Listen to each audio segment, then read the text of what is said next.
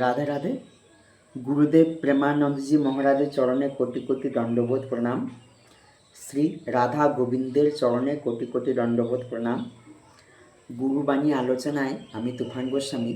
আজকে আলোচনা করব আমরা যে জীবনে চলার পথে আমাদের শান্তি নেই কেন। অনেকে তো বলে থাকেন শান্তি চিতাতে।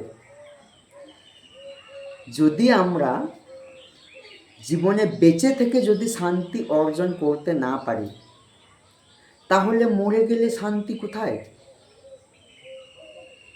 সেখানে তো বেশি অশান্তি। শান্তি পেতে গেলে আমাদের কি করতে হবে? সবার উদ্দেশ্যে বলা হচ্ছে না। যারা ঠাকুরের চরণে শরণাগত আছে তারা তো শান্তিতেই আছে। যারা ঠাকুরের চরণে শরণাগত নেই তাদের উদ্দেশ্যে বলছি। খুব বেশি আহার গ্রহণ করলেও শান্তি নেই, আবার কম আহার গ্রহণ করলেও শান্তি নেই। খুব বেশি অর্থ উপার্জন করলেও শান্তি নেই, আবার কম অর্থ উপার্জন করলেও শান্তি নেই। তাহলে শান্তি নেই কেন? শান্তি পাবো কি করে? বুঝতে হবে এই সমস্ত ব্রহ্মাণ্ড আমাদের ভগবানের। এই সমস্ত ব্রহ্মাণ্ডে থাকা সম্পত্তি হচ্ছে ভগবানের। আমরা ভগবানকে সমর্পণ না করে নিজেরাই সেই সম্পত্তি ভোগ করতে আমরা ব্যস্ত। সেই জন্য আমাদের ভোগ বিলাসিকতা হয়ে যাচ্ছে। এবার ভোগ বিলাসিকতা হলে তো মনে শান্তি পাওয়া যাবে না। মনে শান্তি পেতে গেলে আমরা যেখানে যেভাবেই থাকি, যা অর্থ উপার্জন করি বা যে আহারই আমরা গ্রহণ করি, যে আহার বলতে শুদ্ধ আহার, পবিত্র আহারের কথা বলা হয়েছে, শাকাহারী আহারের কথা বলা হয়েছে, সেগুলো ঠাকুরের চরণে সমর্পণ করতে হবে। কোনো জায়গা কর্মে যাওয়ার আগে ঠাকুরকে স্মরণ করে কর্মে যেতে হবে।